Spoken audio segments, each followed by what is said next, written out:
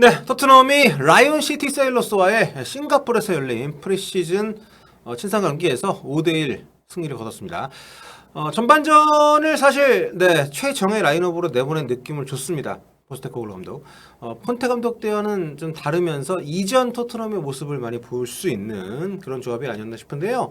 포백, 오른쪽에 포로, 그 중앙에 로메로와 벤 데이비스, 왼쪽에 우도지, 그리고 투미들에는 사르하고 비수마를 내세웠고요. 그리고 양쪽 윙어에 쿨루셉스키와 손흥민, 또 중앙 공격형 미드필더의 메디슨, 또 해리케인 선수를 최전방에 내세웠습니다. 물론 약간의 좀 변화가 있긴 합니다만 기본적으로 선수 구성은 지금 컨디션이 가장 좋은 선수들 중에서 포스테코글루 감독이 자기 축구를 제대로 구현할 수 있는 조합을 전반에 냈다고 생각을 합니다. 일단 송키가 선발에 나왔고 또 쿨루셉스키가 오른쪽에 나왔고 이번에 새로 영입된 선수 가운데서는 비카리오 골키퍼 그리고 제임스 메디슨 이런 선수들 그리고 우도지 선수도 왼쪽에 출전을 해서 손흥민 선수 뒤쪽에서 움직임을 가져가는데요. 우리가 가장 큰 관심은 이제 손흥민 선수의 쓰임인데 콘테 감독은 사실 그 측면 윙백을 상당히 전진 배치시키는 3백 체제 이렇게 좀 운영을 하면서 손흥민 선수를 합스페이스 공간으로 좀 밀어넣고 안쪽에서 좀 더 공격형 미드필더에 가까운 역할을 많이 수행을 하게 했었고요.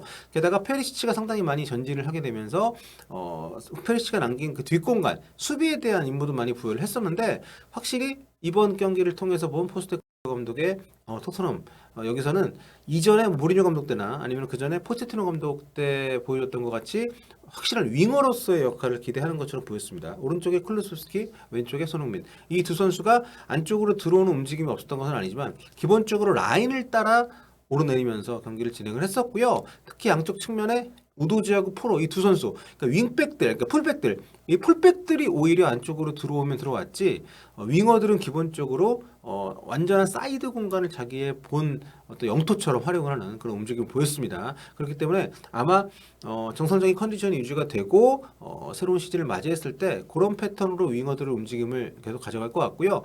해리 케인이 만약에 이적을 하게 된다면은 뭐 소폭의 변화가 있을 수도 있겠습니다만 기본적으로 포스테코글루 감독은 손흥민 선수를 윙포워드 자리에서 주전으로 쓰지 않겠느냐 이런 전망이 가능한 그런 조합이었습니다. 그리고 이제 제임스 메디슨 선수의 역할인데 사실 지금 토트넘이 가장 필요로 했던 것이 바로 케인이 내려오지 않아도 뒤쪽에서 창의적인 패스를 공급을 해주고 상대 수비를 좀 끌어줄 수 있는 그런 창의적인 미드필더의 존재감이었잖아요.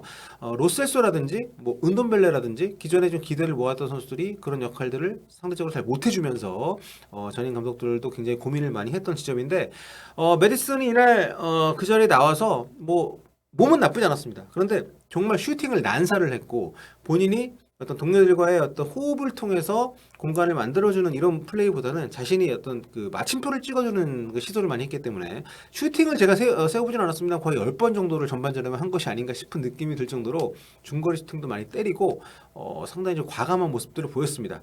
물론 이 선수의 장점이 중거리 슈팅인 것은 맞고요.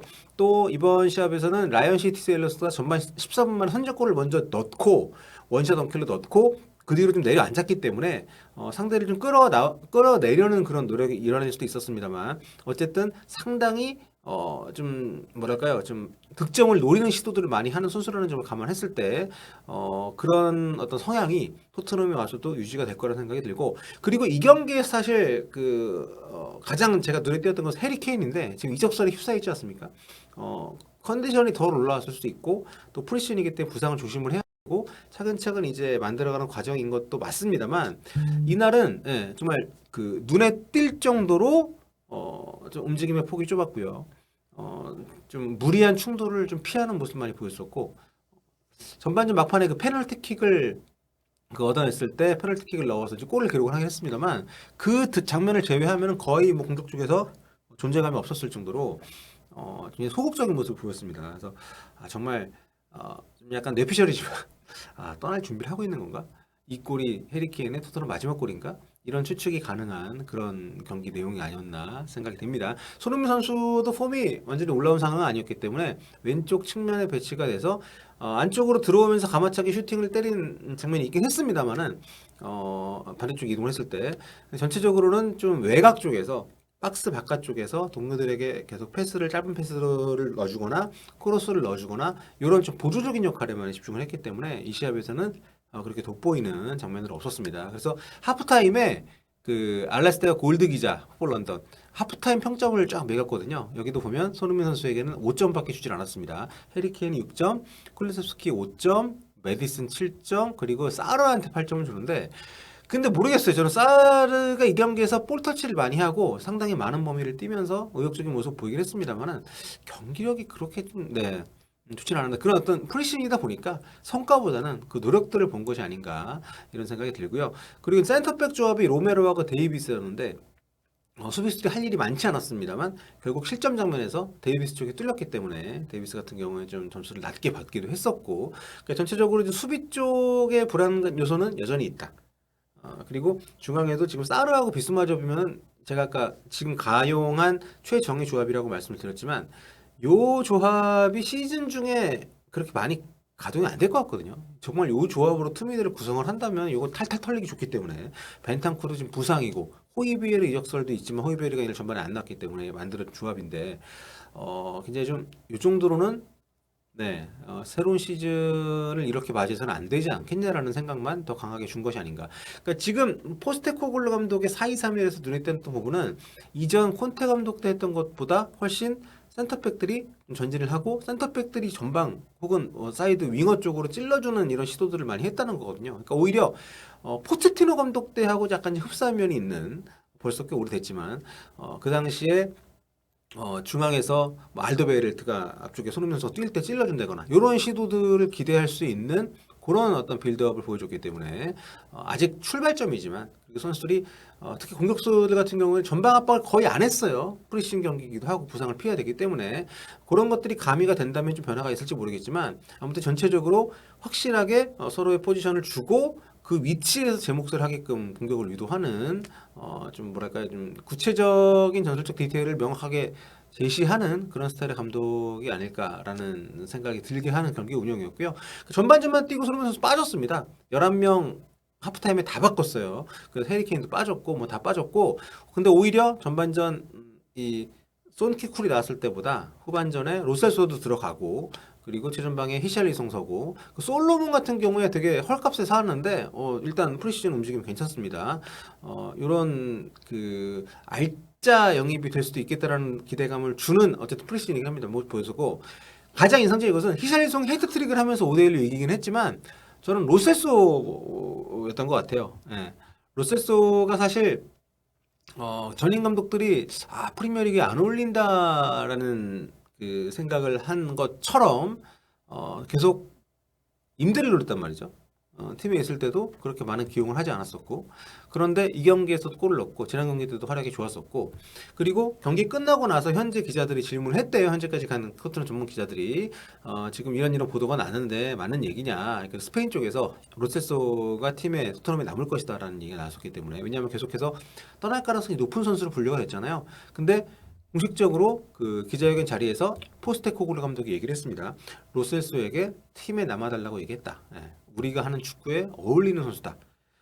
그렇게 보면 로셀소 같은 경우는 이선에 어디든 뛸 수 있는 선수고 아르헨티나 국가대표뿐만 아니라 스페인 리그에서도 꾸준히 활약을 했던 선수이기 때문에 그런 어떤 지난 시즌에도 꾸준히 경기력을 굉장히 많은 경기를 뛰었고요. 그렇게 폼을 유지를 해서 프리미어리그에 더 숙성이 된 채로 돌아와서 이선 자원에 좀 더 풍성함을 더해줄 수 있는 선수가 추가됐다는 것은 저는 오히려 제임스 메디슨도 좋은 선수지만 메디슨보다 훨씬 더 손흥민, 케인 뭐 떠난다면 뭐 히샬리송이 될 수 있겠습니다만 이런 선수들에게 굉장히 양질의 패스를 넣어줄 수 있고 협업을 하면서 2대1을 통해서 만들어갈 수 있는 그런 어떤 그 과정들을 좀 더 기대할 수 있는 그런 선수이기 때문에 또 테크니션이고요. 굉장히 전 팀의 보탬이 될 거라고 보고 웬만한 선수 영입하는 것보다는 그래도 이 팀에서 뭐 임대를 많이 왔다 갔다 했다 하더라도 프리미어리그를 경험하고 토트넘을 경험하고 동료들과 호흡을 좀 오래 맞췄던 선수의 존재가 더 도움이 되지 않을까 이런 생각 개인적으로 하기 때문에 이거는 저는 굉장히 괜찮은 선택이 아닌가 생각이 됩니다. 그리고 데스티니 우도지 선수 우도기라고도 발음하는 것 같던데 이 선수가 지금 왼쪽에서 페리시치가 이날은 이제 후반전에 손흥민 자리에 올라가서 교체 투입했었거든요. 근데 떠날 거란 얘기가 나오고 있는 상황이긴 하지만 어쨌든 우도지 선수의 존재도 토트넘에게는 굉장히 긍정적인 요소다. 다만 지금 계속해서 중앙 미드필드라든가 아니면 센터백이라든가 이런 쪽에 보강이 필요하다는 얘기들 많이 나오고 있고 또 해리 케인이 지금 분위기로는 떠날 가능성이 꽤 높지 않습니까? 근데 해리 케인이 빠졌을 때 과연 그 자리를 메울 준비가 되어 있느냐.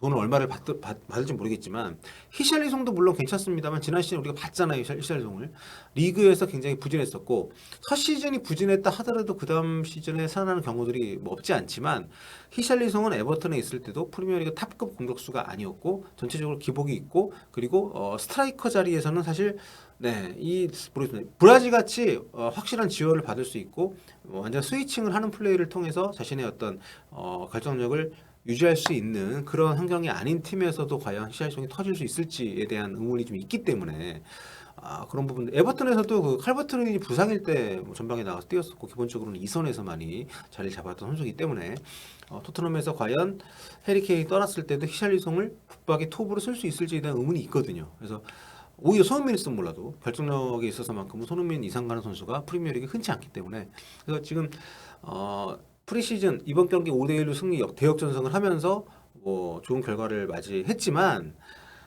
충분히 보강이 좀 많이 필요하고 전체적인 퀄리티가 좀 많이 좀 아쉽다는 송케를 뺐을 때 사실 중위권에서조차 경쟁력이 있을지에 대한 의문을 받을 수밖에 없는 지금 팀이기 때문에 게다가 포스테코글레 감독도 어쨌든 오늘도 보면은 굉장히 클래시컬한 감독이라는 생각이 들거든요.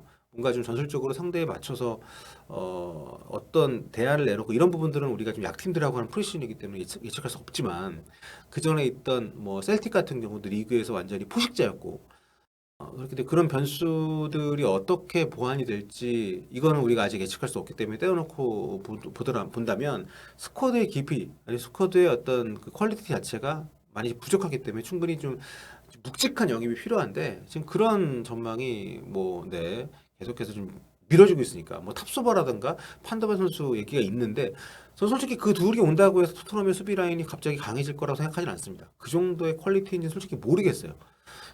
그렇기 때문에 이 경기 뭐 많은 골 넣고 승리하고 선수들 기분 리프레시엔 도움이 됐겠지만 결국에는 스쿼드의 강화가 절실하다는 것을 좀 볼 수 있었던 그런 프리시즌 경기가 아니었나 생각이 듭니다. 참 여러 가지로 토트넘이 지금 전체적으로 분위기 자체는 괜찮은 것 같아요. 근데 여기서 케인이 또 나간다고 하면 그 공백도 뭐 크겠지만 그 라커룸에서의 그 어떤 빈자리 정말 저런 든든하고 정말 최고 수준의 공격수가 있다는 게 내가 이 팀에 있다라는 그런 자부심을 더 높여준 요소가 되거든요, 분명히. 그렇기 때문에 하여튼 좀 굉장히 많은 시즌 시작 전까지 지금 한 3주 정도 남았는데 할 일이 굉장히 많은 토트넘이다. 요거를 확인할 수 있었던 것 같고 아무튼 손흥민 선수는 이제 이번 시즌에는 윙어로 뛸 가능성이 좀 높아 보이기 때문에 자신이 잘하는 축구를 마음껏 펼칠 수 있는 그런 새로운 시즌이 되리라 믿어 의심치 않고 싶습니다. 자 오늘 라이언 시티와의 토트넘 프리시즌 경기 토크 진행을 해봤고요. 다음 시간에 또 뵙도록 하겠습니다. 뿔빠